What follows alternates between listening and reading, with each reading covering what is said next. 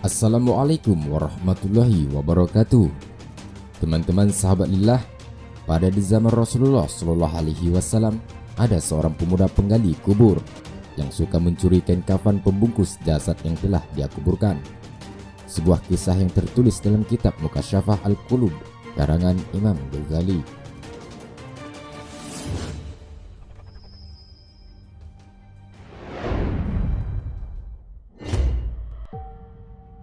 Pada suatu hari, pemuda itu mencuri kain kafan jenazah seorang gadis yang baru dikuburkan. Namun saat itu membuat nafsunya bangkit. Pemuda itu lalu menyetubuhi jasad gadis itu. Lalu pemuda itu kemudian menyesal. Dia terus menangis di depan rumah Rasulullah Shallallahu Alaihi Wasallam sehingga dilihat Sayyidina Umar bin Khattab. Kemudian membuatnya menghadap Rasulullah Shallallahu Alaihi Wasallam. Melihat Sayyidina Umar menangis, Rasulullah bertanya, "Wahai Umar, apakah yang membuat engkau hingga menangis seperti ini?" Jawab Sayyidina Umar, "Ya Rasulullah, ada seorang di depan pintu ini yang sedang membakar hatiku." Rasulullah berkata, "Ya Umar, bawalah dia masuk."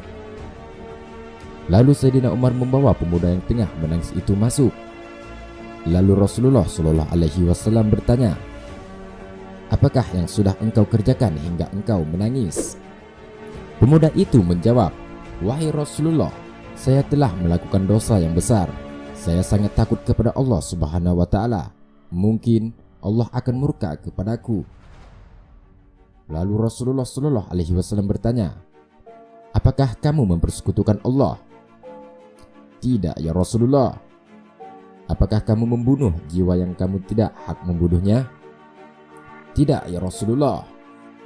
"Allah akan menghapuskan dosa kamu meskipun sebesar langit dan bumi dan bukit-bukit."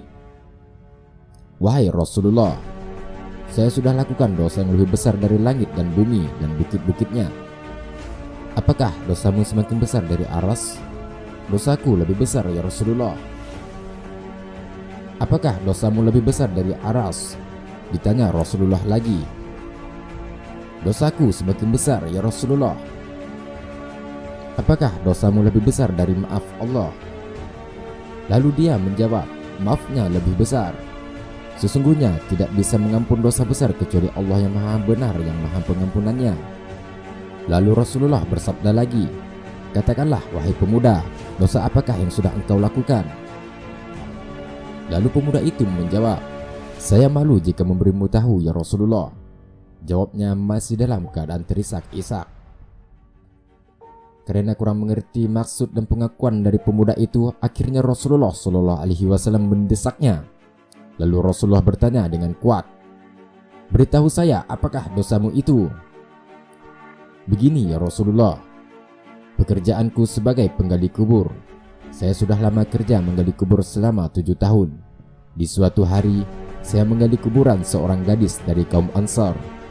Melihat dari kecantikan dan kemuliaan tubuhnya, nafsu birahiku memuncak, dan setelah kuburan sepi, saya bongkar kuburannya dan saya telanjangi mayat gadis itu. Setelah saya cumbui, nafsu birahi saya tak dapat lagi saya tahan. Lalu saya setubuhi gadis itu. Setelah saya memuaskan nafsu, saya tinggalkan dia. Belum jauh saya pergi dari situ, tiba-tiba gadis itu bangun dan berkata, 'Celaka benar kamu wahai pemuda. Bukannya kamu merasa malu pada Tuhan yang akan membalas pada hari pembalasan kelak?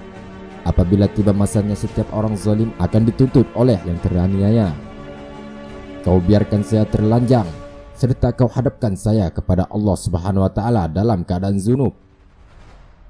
Usai Rasulullah mendengar pengakuan dari pemuda tersebut, dengan segera Rasulullah Shallallahu Alaihi Wasallam untuk bangkit dan berdiri kemudian meninggalkan seraya bersabda, "Hai pemuda fasik, pergilah, jangan kau dekati aku.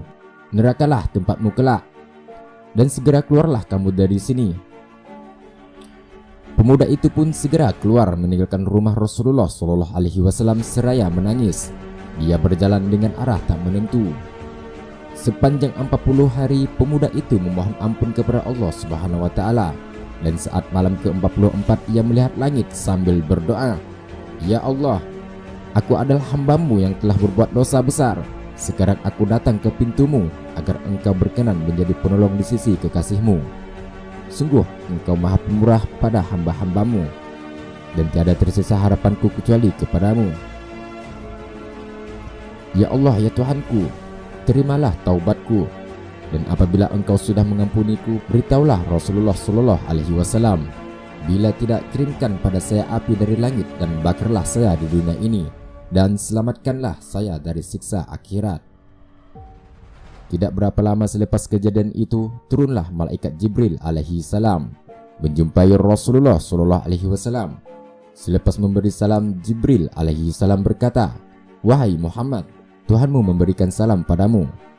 Jawab Rasulullah Sallallahu Alaihi Wasallam, "Dialah assalam, dan daripadanya salam, dan kepadanya semua keselamatan." Allah bertanya, "Apakah kamu yang menciptakan makhluk?" Dialah Allah yang menciptakan segala makhluk. Apakah kamu memberi rezeki pada makhluk? Dialah Allah yang memberi rezeki pada saya dan makhluk-makhluk yang lain. Apakah kamu memberi taubat kepada mereka? Dialah Allah yang menerima taubat dariku dan mereka. Allah berfirman, "Maafkanlah hambaku itu, karena aku sudah memaafkannya." Kemudian Rasulullah segera mengutus beberapa orang sahabat dan menyuruh mereka menemui pemuda tersebut dan memberikan kabar gembira kepadanya bahwa Allah sudah menerima taubatnya dan memaafkannya. Lalu mereka membawa pemuda tersebut berjumpa dengan Rasulullah, yang mana ketika itu beliau sedang menunaikan sholat maghrib, dan mereka pun bermakmum di belakangnya.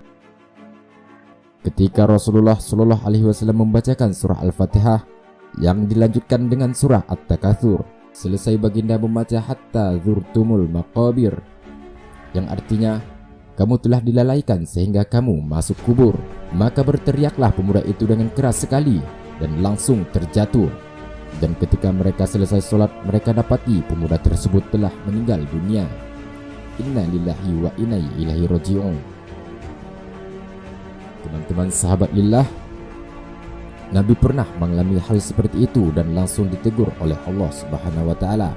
Apalagi kita yang mencela dan mengolok-olok mereka yang notabene suka berperilaku kasar, gemar mengerjakan dosa dan juga tidak pernah beribadah. Ketahuilah bahwa mereka bisa saja bertaubat dan memohon ampun kepada Allah Subhanahu wa taala.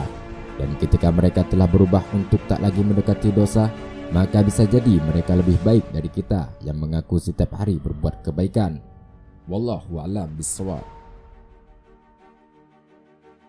Teman-teman sahabat lillah, demikianlah kisah dari seorang penggali kubur. Semoga kisah ini menjadi bahan renungan kita semua dan semoga bermanfaat.